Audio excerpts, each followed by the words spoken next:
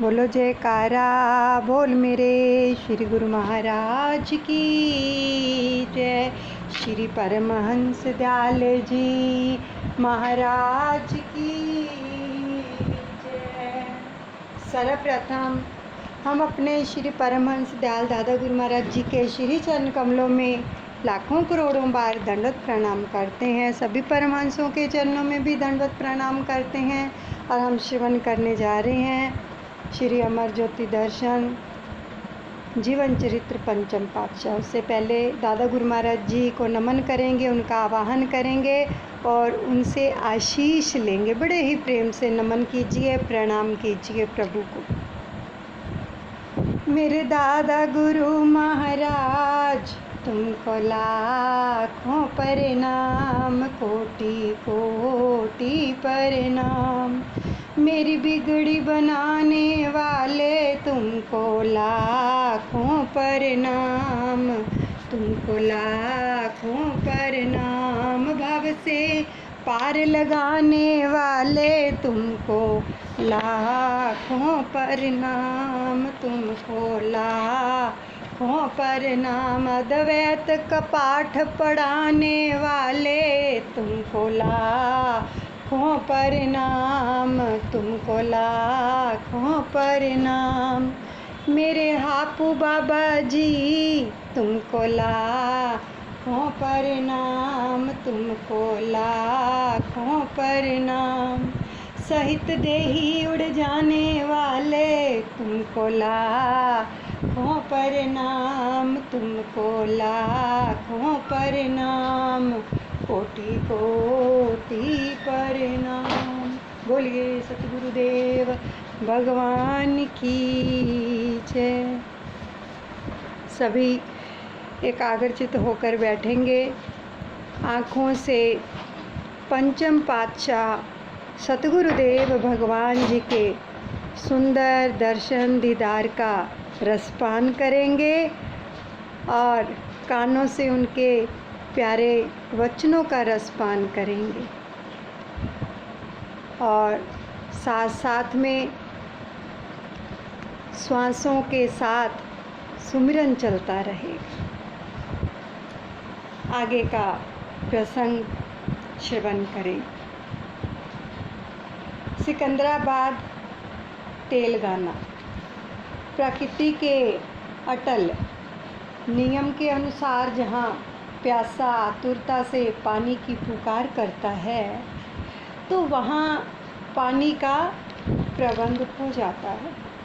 चात्रिक के लिए स्वाति जल, चकोर के लिए चंद्रमा, मयूर के लिए बादलों की मधुर छटा का होना अनादिकाल का अटल नियम है। अर्थात जहाँ पर जितनी आकुलता से जिस वस्तु की मांग की जाती है उतनी ही जल्दी उसका प्रबंध भी पूर्व निश्चित है। यही सिद्धांत और अध्यात्मवाद में भी लागू होता है। जिस स्थान पर संस्कारी आत्माएं विहल स्वर में प्रभु परमात्मा के दीदार के लिए पुकार करती हैं, उसी स्थान पर महापुरुषों का आगमन अवश्य हो जाता है।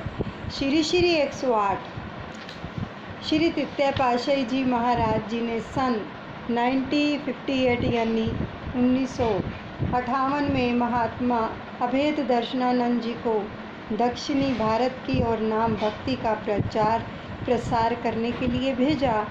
तो इस क्षेत्र के लोगों को हिंदी भाषा का बिल्कुल भी ज्ञान नहीं था। तो फिर भी श्री आज्ञा को शिरोधार्य कर महात्मा जी ने प्रारंभ में एक छोटा सा स्थान लेकर सत्संग का कार्य आरंभ किया। तो भाग्यशाली रूहें जिनके पूर्वले जन्मों के पुण्य संस्कार थे वे धीरे धीरे खींची चली आने लगी। सत्संग रूपी गंगा में मंजन कर उनके सभी पाप ताप धुल गए।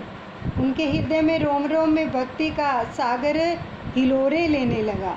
साथ ही साथ भक्ति के मसीहा श्री सतगुरुदेव महाराज श्री दर्शनों की लालसा भी दिन प्रतिदिन बढ़ने लगी और सिकंदराबाद में महात्मा परम विवेकानंद जी का आश्रम सिंधी आश्रम के नाम से विख्यात था। तो महात्मा जी ने वहाँ पर भी नाम, भक्ति एवं सत्संग के काफ़ी जीवों को आध्यात्मिक लाभ पहुँचाया और पहुँचा रहे थे। तो श्री अनंतपुर दरबार की महिमा का गुणगान करते हुए सबके मन में श्री दर्शनों की अभिलाषा जागरूक हुई।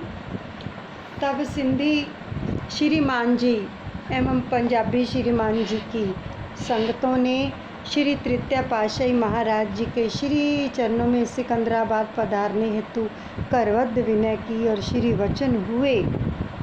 क्या वचन हुए? कि समय आने पर हम वहाँ जरूर आएंगे। श्री 108 श्री सतगुरु दाता दयाल जी श्री पंचम पातशाही जी महाराज, उनकी मौज को प्रथम बार 1974 में पूर्ण किया। सिकंदराबाद की फिजा में अनुपम रंग है छाया, आत्म परमात्म संगम में भक्ति सिंधु उमड़ाया।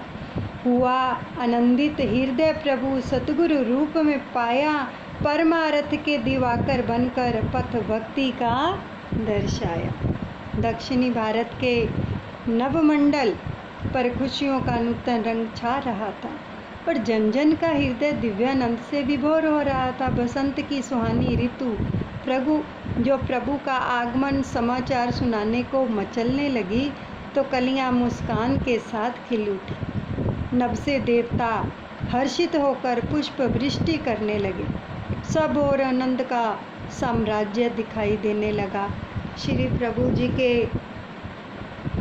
शुभ आगमन की खुशखबरी वायु तरंगों की भांति सारी संगत में पहुंच गई। प्रेमियों के हृदय एक अनूठी खुशी में झूमने लगे। 24 जनवरी को श्री कार आश्रम के निकट पहुंचे तो महात्मा परम विवेकानंद जी ने आगे बढ़कर पुष्प एवं हार भेंट करते हुए स्वागत किया। गुरुमुखों ने उच्च स्वर में श्री प्रभु जी का जय घोष किया। सब प्रेमी जन सड़क के दोनों ओर कतारबद्ध को हाथ जोड़कर प्रभु आगमन और गुरु महिमा के भजन गाने लगे। किसी ने श्री कार के साथ भागने की चेष्टा नहीं की। संगत को इस तरह अनुशासन में खड़े देखकर आप अति प्रसन्न हुए और सबको अपने पावन आशीर्वादों से कृतार्थ कर दिया। अब साय समय कस्तूरबा कॉलेज में श्री दर्शन खुले। क्षमा पर मिटने को आतुर प्रेमी परवाने बन श्री चरणों में पहुंचने लगे।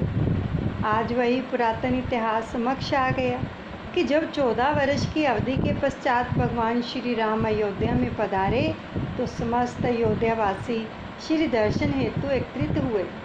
भगवान श्री राम जी ने कुछ ऐसी अद्भुत लीला रचाई कि प्रत्येक अयोध्यावासी को लगा कि भगवान केवल मुझसे ही मिल रहे हैं और सारी ही कृपा दृष्टि मुझ पर ही उड़ेल रहे हैं। बिल्कुल वैसा ही दृश्य आज यहाँ का था। प्रत्येक गुरुमुख को ऐसा आभास हो रहा था कि जैसे महाप्रभु जी केवल उसी को ही निहार रहे हैं। हर गुरुमुख का दिल एक दिव्य आनंद से ओतप्रोत हो रहा था। आपने सबकी कुशलात पूछते हुए अपनी अमृतवाणी में वचन फरमाए कि यह दुर्लभ मानुष्य जन्म जीव को 84 लाख योनियों में भ्रमने के पश्चात मिला है और इस मानुष्य तन को पाकर यदि मालिक की भजन बंदगी नहीं की तो फिर से जीव को उसी 84 के चक्कर में जाना पड़ेगा।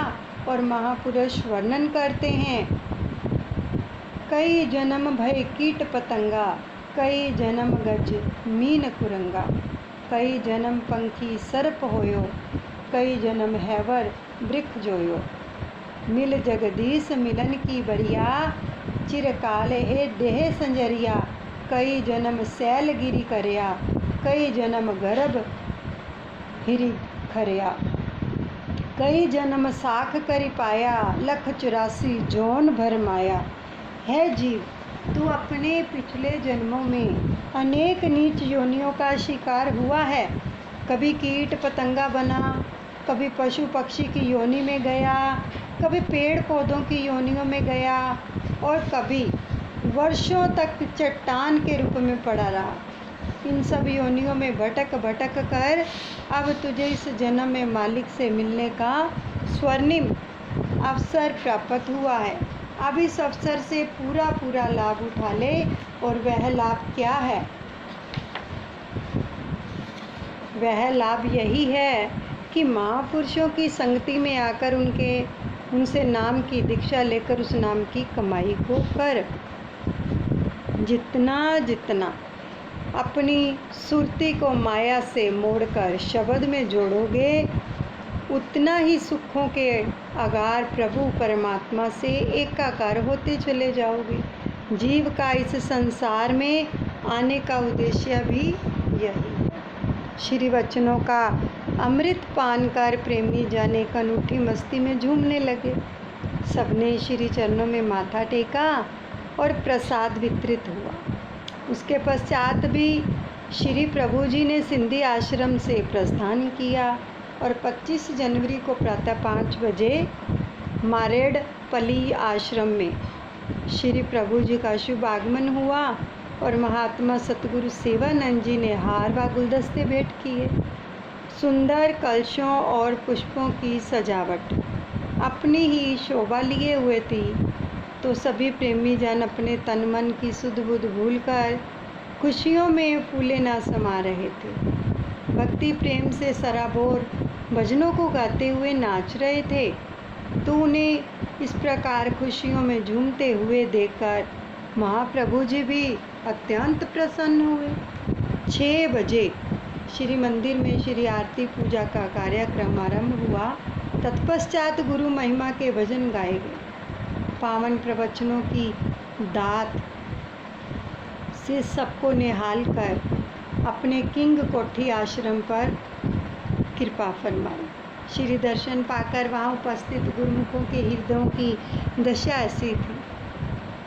निमिषे निमषे सुखी उपजत भारी,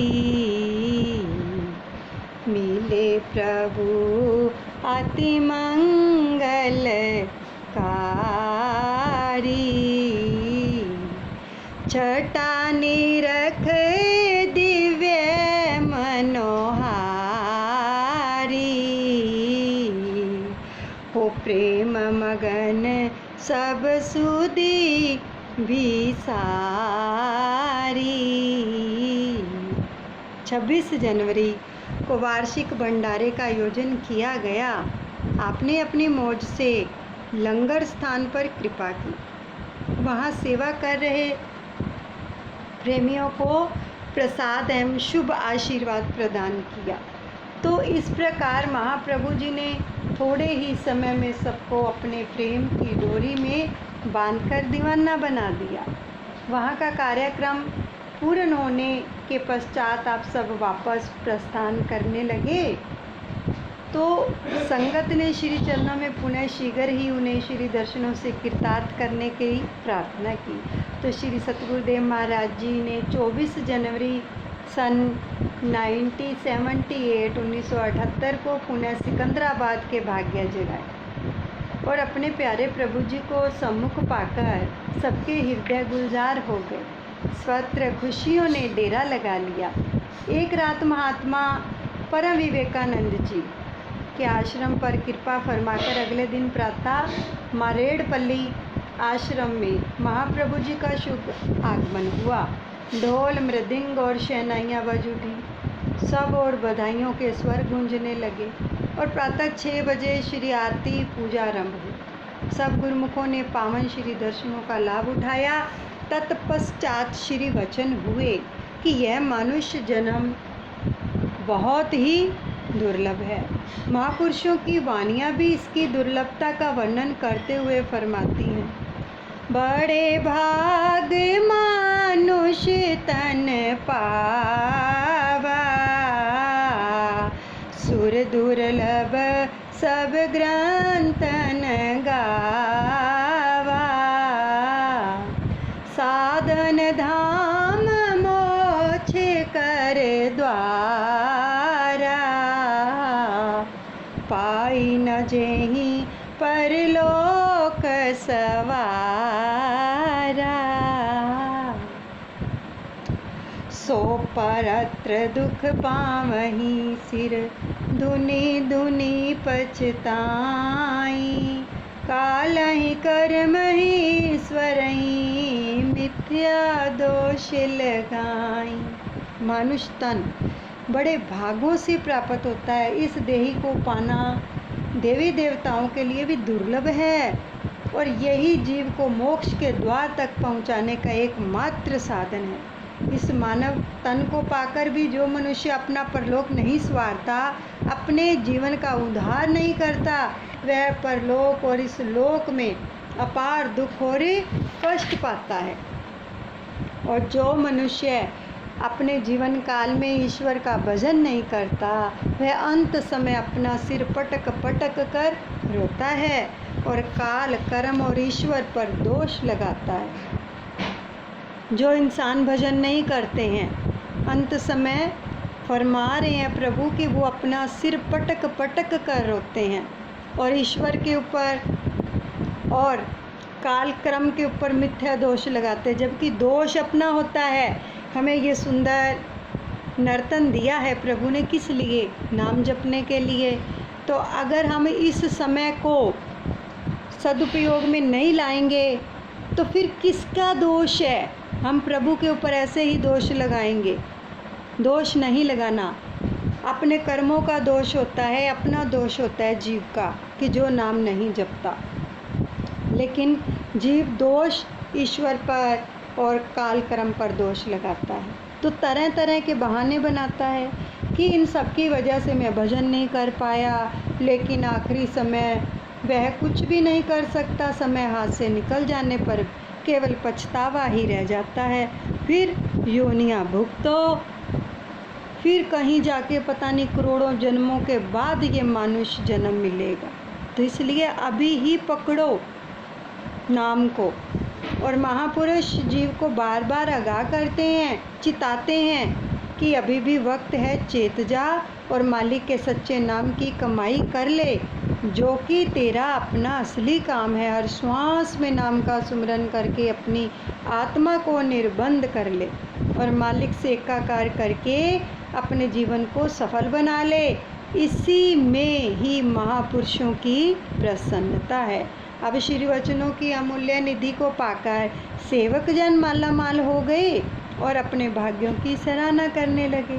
कुछ भक्तों की विनय पर प्रभु जी ने उनके घर पर कृपा फरमाई और भगत पांडुराव जी के घर कुछ महात्मा जनों को ठहराया गया था और भगत जी मन चित्त से उनकी सेवा शुश्रूषा से में जुटे हुए थे। अचानक ही शुभ संदेश मिला कि श्री प्रभु जी उनके घर कृपा फरमाएंगे। तो भगत जी को तो मानो अपनी श्रवण शक्ति पर विश्वास ही नहीं हो रहा था कि वो क्या सुना क्या है उन्होंने। उनको विश्वास ही नहीं हो रहा था अपने कानों पर। तो उसका हृदय रोम रोम इस खुशखबरी को पाकर आनंदित हो उठा और वह बड़े ज़ोर शोर से श्री प्रभु जी के आगमन की तैयारियां करने लगा। प्रेमी का सर्वस्व तो उसके प्रीतम सतगुरु होते हैं और उसका मन अपने प्रीतम के चरणों में हरदम यही विनय करता है, नहीं चाहिए मुझको दुनिया की दौलत, नहीं चाहिए मुझको समाने इशरत, नहीं चाहिए मुझको शाने और शौकत, नहीं चाहिए दो जहाँ की हुकूमत, है ख्वाहिश यही बस मिले प्यार तेरा, होता रहे हरदम प्रभु दीदार तेरा। श्री सतगुरु दाता दयाल जी ने साय समय महात्मा जनों सहित भक्ति के उस भगत जी के घर कृपा फरमाई और भगत जी की खुशी का कोई ठिकाना नहीं था। महाप्रभु जी के स्वागत में उसने पूरे घर को उज्जवल और धवल प्रकाश बिखेरती हुई लड़ियों से सजाया। सुंदर सुसज्जित सिंहासन पर जब आप विराजमान हुए तो उस शोभा को देखकर इंद्रासन भी चमक दमक में तुच्छ प्रतीत होने लगी। श्री प्रभु जी ने जब दृष्टि फिराई तो सब और महात्मा जनों को देखकर मुस्कुराते हुए फरमाने लगे, भगत जी का घर तो छोटा श्री अनंतपुर लग रहा है, सब और महात्मा ही महात्मा दिखाई दे रहे हैं। तो आप भगत जी के द्वारा किए गए समुचित प्रबंध को देखकर बहुत प्रसन्न हुए। जब परिवार ने माथा टेका तो श्री वचन हुए। महापुरुषों के वचन है, संगति से सुख उपजे, कुसंगति से दुख जोए, कह कबीर तेह जाइए, साधु संग जहाँ होए। महापुरुषों की संगति में जीव को अपार सुख मिलता है और आम दुनिया की संगत से जीव पर मोह माया के गिलाफ चढ़ते हैं। इंसान ने रहना भी संसार में है और संसारियों की संगत से कैसे बच पाए। अब महापुरुष इसकी युक्ति बताते हैं कि संसार में कैसे रहो। जैसे जल में कमल निर्मल, मुर्गाई से साने, सुरती शब्द भव सागर तरिए, नानक नाम बखाने। कमल का फूल पानी में रहता है, पानी ही उसकी खुराक और जीवन के, लेकिन वह पानी के ऊपर रहता है, पानी उसको छू नहीं सकता। उसके पत्तों पर ऐसी चिकनाहट होती है कि जो पानी के असर को कबूल नहीं करती है और पानी से अपनी खुराक लेता हुआ भी वह खिला रहता है। यदि पानी में उसको अलग कर दिया जाए तो वह मुरझा जाता है। अब इस तरह मुर्गा भी पंछी पानी में डुबकी लगाकर फिर उड़ जाता है, उसके पंख सूखे रहते हैं। यदि आम पक्षी जल में डुबकी लगाएं तो उनके पंख गीले हो जाते हैं और वह उड़ नहीं पाता, परंतु मुर्गाबी के परों की चिकनाहट पानी के प्रभाव से अछूती रहती है। तो इसी तरह संसार में रहते हुए, संसार के सब काम काज करते हुए दिल में मालिक के सच्चे नाम का आधार हो तो हर वक्त मन भक्ति में लीन रहे, फिर उस पर संसारी विषयों और मोह का, माया का प्रभाव नहीं होगा। संसार में वह जीव सुखपूर्वक जीवन बिता सकता है। तो इस प्रकार संसार में रहने की युक्ति का भेद जानकर वह प्रेमी परिवार कृत्य हो गया। श्री सतगुरुदेव महाराज जी ने सबको प्रसाद दिया और शुभ आशीर्वादों से उनकी झोली भर दी। अब तत्पश्चात जो टेक्निकल कॉलेज में श्री दर्शन खुले, एक व्यक्ति कॉलेज के आगे से जा रहा था। उसकी दृष्टि एकत्रित संगत और चित्ताकर्षक सजावट पर पड़ी और वह बड़ी उत्सुकता से पूछने लगा कि यहाँ इतनी भीड़ क्यों है। सेवा समिति के सदस्यों ने बड़े ही प्रेम से उत्तर दिया कि यहाँ पर हमारे श्री सतगुरुदेव महाराज जी ने कृपा जो है वो फरमाने वाले हैं अभी। तो यह सब संगत महापुरुषों के श्री दर्शनों की लालसा लिए हुए यहाँ पर एकत्रित हुई है और शीघ्र ही होने वाले आगमन की खुशी में झूम रही है। वह व्यक्ति शिरडी वाले साईं बाबा जी का प्रेमी था। तो कुछ ही समय के पश्चात श्री प्रभु जी की श्री कार सुरीले हॉर्न बजाती हुई वहाँ आ गई। जैसे ही उसकी नज़र श्री कार पर गई तो अंदर साक्षात साईं बाबा को विराजमान देखा तो उसे अपने आप पर विश्वास नहीं हुआ। उसने अपनी आंखें बंद कर ली और जब पुनः आंखें खोलकर देखा तो वहाँ श्री गुरु महाराज जी दिखाई दिए। अब तो उसे कभी साईं बाबा जी का रूप दिखाई देता है तो कभी श्री गुरु महाराज जी का। उसकी आंखों में से जो प्रेमाश्रु प्रवाहित होने लगे। श्री प्रभु जी कार से उतरकर अंदर हॉल में चले गए और वह भगत प्रेम से उन्हें साईं बाबा कहकर पुकारने लगा और टकटकी लगाए तब तक वहाँ खड़ा रहा जब तक श्री प्रभु जी जो थे अंदर संगत को समय प्रदान कर बाहर नहीं आ गए। तो श्री प्रभु जी की लीला भी निराली है। अपनी कार उस व्यक्ति के समीप रुकवाकर उसे मुस्कुराते हुए आशीर्वाद प्रदान किया। मनोहारी दिव्य छटा को निरख कर आनंदित हो गया। अब तो उसके मन में श्री दर्शनों की प्यास और भी बढ़ गई। घर जाकर सारी रात करवटें बदलता रहा। आंखों में उसी मोहिनी छवि का दर्शन समा गया। तो महाप्रभु भी जो प्रेमियों के लिए क्या क्या कौतुक रचते हैं, यह तो वही जाने।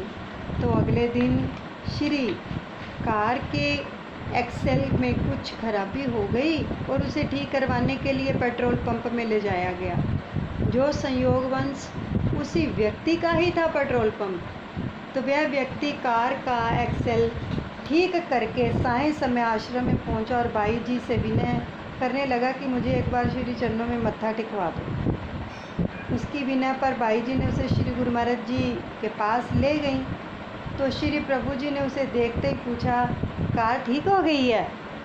तो उसने विनय की कि कार तो ठीक हो गई थी, पर आपने अपनी कृपा से मुझे ठीक कर दिया। मेरे मन की दशा ही बदल डाली है। आपके श्री दर्शन करके मुझे यह समझ आ गया कि आप और भगवान में कोई भेद नहीं है।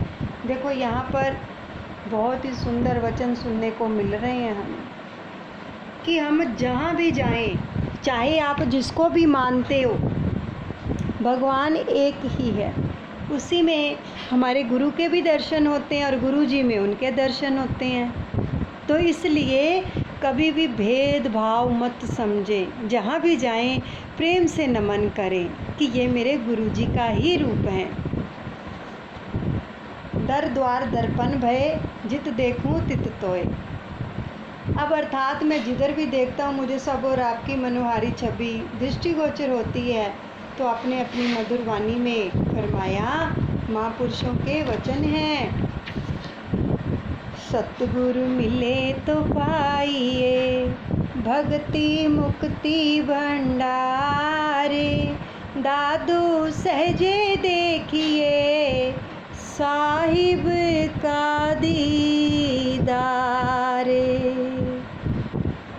यदि जीव का पूरन महापुरुषों से मिलाप हो जाए और उनकी चरण शरण प्राप्त हो जाए तो फिर यह निश्चित समझ लो कि भक्ति भी मिल गई और मुक्ति भी मिल गई।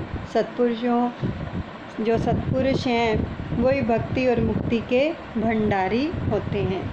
सतगुरु की कृपा से सहज में ही परमात्मा के दर्शन होते आते हैं। और श्री प्रभु जी की इस दिव्य वाणी को सुनकर उसका रोम रोम खिल उठा और वह नतमस्तक होकर श्री चरणों में कोटि कोटि आभार प्रकट करने लगा। श्री सतगुरुदेव महाराज जी ने सबको अपने अनमोल प्रवचनों और दिव्य श्री दर्शनों से निहाल कर साय समय श्री अनंतपुर की ओर प्रस्थान किया। सब गुरुमुखों ने श्री प्रभु जी के श्री चरणों में पुनः शीघ्र लौटने की विनय की कि दोबारा फिर आना। सुख शांति और आनंद के भंडारी महाप्रभु जी ने अपने प्रेमी गुरुमुखों को सुख और आनंद के सागर में डुबकी लगवाने के लिए इस भूमि पर पुनः सन 1981 यानी 1981 में कृपा की और सब और अनोखी खुशियाँ छा गई। आश्रम की साज सज्जा और शोभा देखते ही बनती थी। स्थान स्थान पर तोरण सजाए गए। वह सुहानी घड़ी भी आ गई जब प्रेमियों के हृदय की अधीरता प्रसन्नता में परिवर्तित हो गई। अब भगवान श्री राम जी जब सीता शबरी की कुटीर में पहुँचे तो उसके हृदय की दशा का वर्णन करते हुए गोस्वामी तुलसीदास जी फरमाते हैं, प्रेम मगन मुख बचन नयावा, पुनि पुनि पदे सरोज सिरे नावा, सादर जल ले चरण पखारे, पुनि सुंदरे आसन बैठारे। भगवान श्री राम को सम्मुख पाकर शबरी प्रेम मगन हो गई। उसके मुख से कोई शब्द नहीं निकलता, वाणी मूक हो गई। बार बार श्री चरणों में सिर झुकाने लगी। पुनः जल लेकर आदर सहित दोनों भाइयों के चरण पखारे और उन्हें बैठने के लिए आसन दिया। यहीं पर हम सत्संग को विश्राम देते हैं और अपने दादा गुरुदेव के चरणों में सब अर्पण करते हैं। अनुचित क्षमा करें। बोलो जयकारा बोल मेरे श्री गुरु महाराज की जय।